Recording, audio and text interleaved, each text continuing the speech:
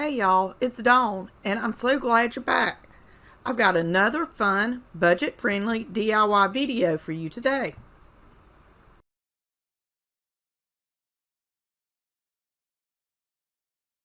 So, to get started, I had to figure out how large I wanted it to be. For the back part of the bench, I used 5 large paint sticks from Home Depot. They were the 21-inch long ones. I used the smaller paint sticks as spacers between the slats and the back. Once I got the back part set up, I took 2 more 21-inch paint sticks and marked where I needed to cut them. They will be the supports in the back of the plant bench. I took them outside and cut them using a miter saw. Next, I needed to make the box for the seat to sit on. I used a plant stake from Dollar General for this. They have these sticks for $1. I purchased about 20 of them on my last trip. They can be used for so many different projects. I cut the larger pieces to the same width as the back of the bench, and the side pieces I cut to 4.5 inches. I used Gorilla Glue, hot glue, and staples to hold the box frame together. I also used a square to make sure the box frame was square.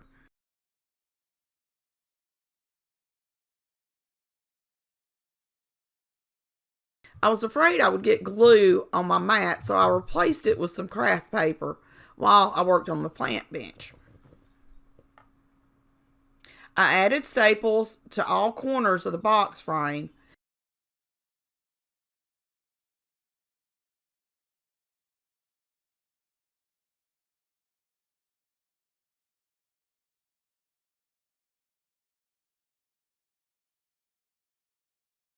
and also to the back piece.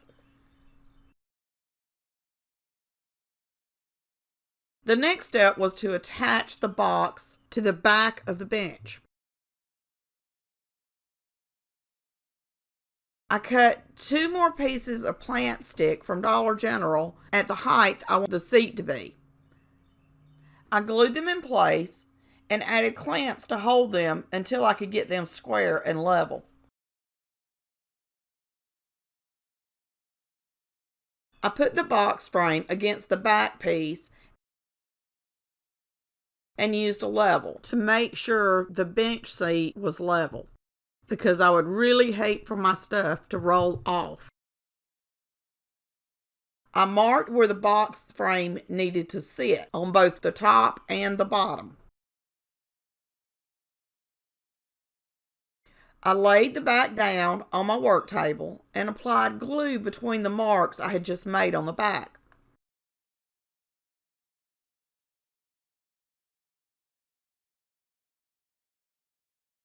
I then aligned the box frame, checked the levelness,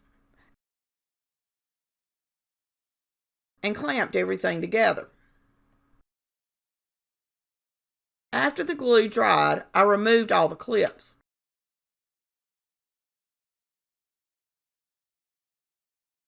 I used Waverly plaster chalk paint on the entire plant bench.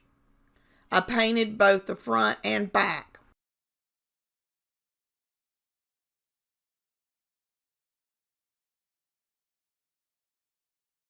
While I waited for the paint to dry on the bench, I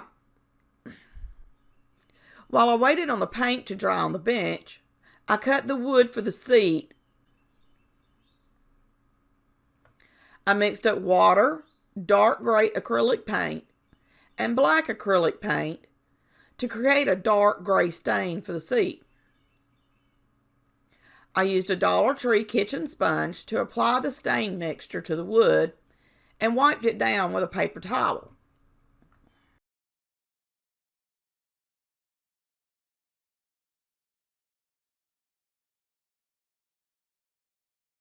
Once everything was dry, it was time to put the seat on. I used hot glue and pressed the stained wood down and held it in place until it was set.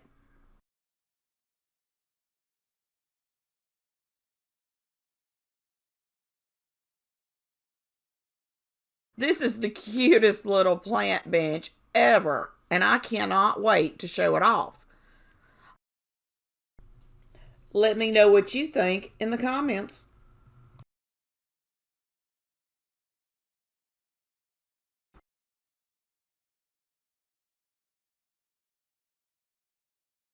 I picked up several of these wood trucks from Hobby Lobby about a year ago, and I found this one in my stash. So I thought this one would make the perfect spring farm truck. I painted the truck portion with folk art daybreak yellow acrylic paint. This is a light yellow and so stinking pretty.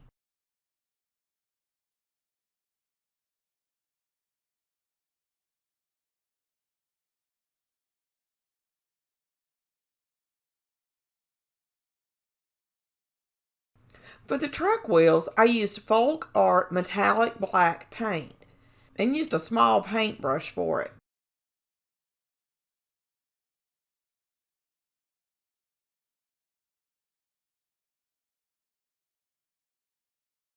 For the fenders and the rails on the back of the truck, I used Waverly antiquing wax.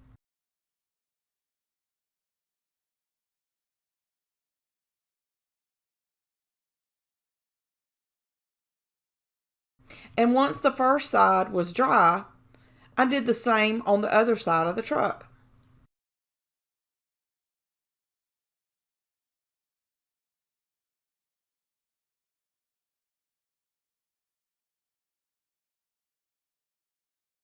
To finish the truck off, I used my Cricut to cut out a little Hello Spring decal and applied it to both sides of the truck.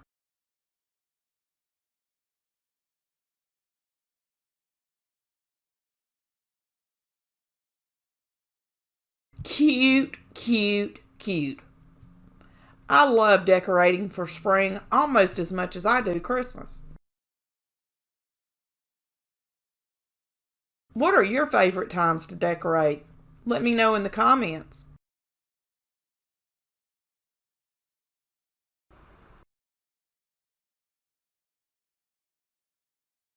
I cut the twine off of 3 wooden crosses and hot glued them together. I wanted a thicker cross and was using only items from my stash. I've been trying to use mostly items from my stash since the first of the year and have told myself no more until most of this is gone. I have a craft room and a 12 by 12 storage building full of nothing but craft supplies. I have so much, it's like going shopping at home.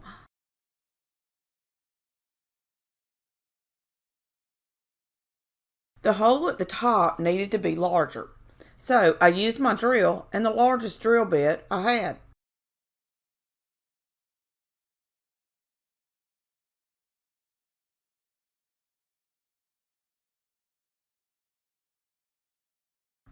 I sanded the cross to smooth it out.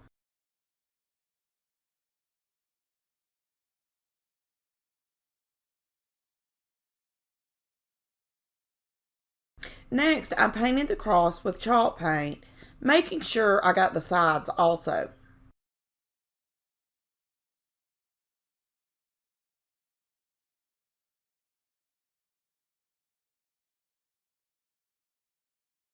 I didn't like the way the sides looked, so I used some Dollar Tree spackling and filled the little cracks in.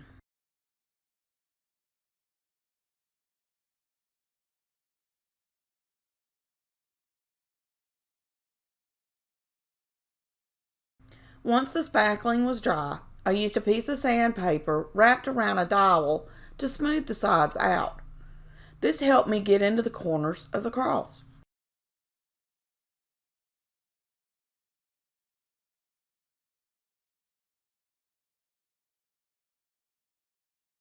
I then used a finger sander around the front and back to smooth away any of the spackling.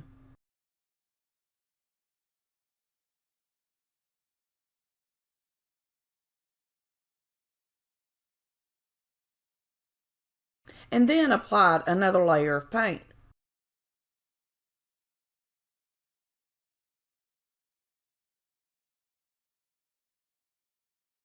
I used these square beads from my stash and a piece of white cotton string. And I actually found this beading needle, which I'd forgotten about, in my stash. I used it to string the beads and the cross onto the string. This made stringing everything together so much easier.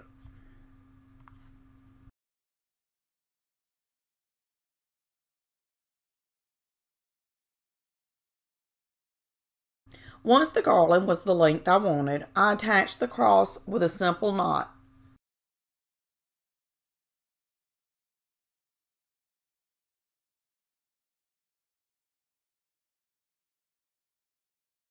And created and attached a tassel at the other end.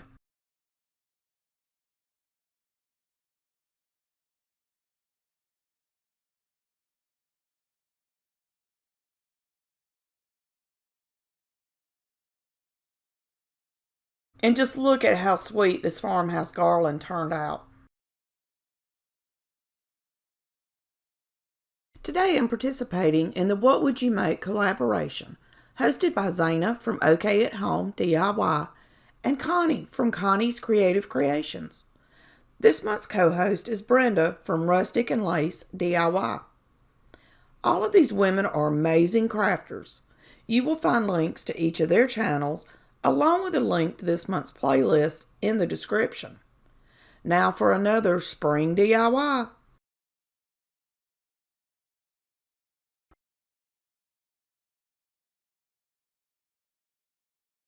I found this cute little wood bunny in my stash. And as y'all know, bright colors aren't really my thing. So I wanted to tone him down just a bit. And like usual, I wasn't really sure exactly what I was going with when I started. Am I the only one who starts a project with sort of an idea and it totally changes during the DIY process? I find myself doing it more often than not.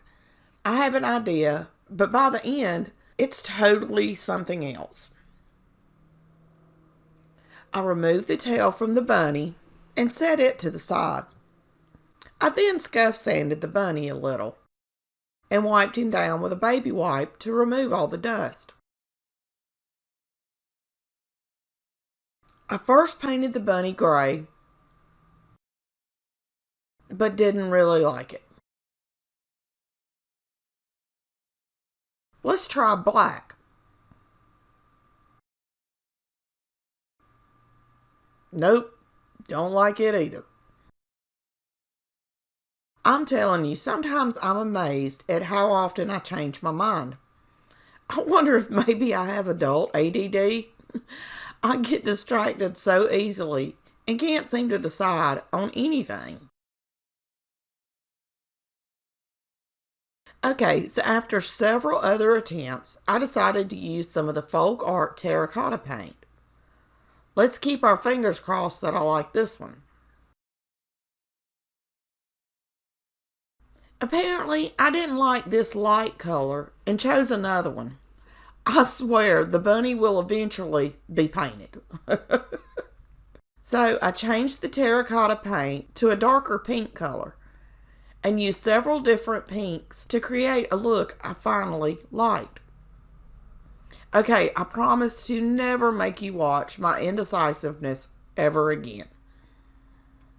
I really didn't realize I changed the color so many times trying to find something I liked until now.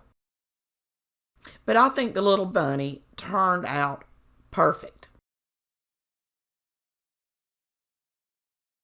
I mean, just look at how stinking cute he is.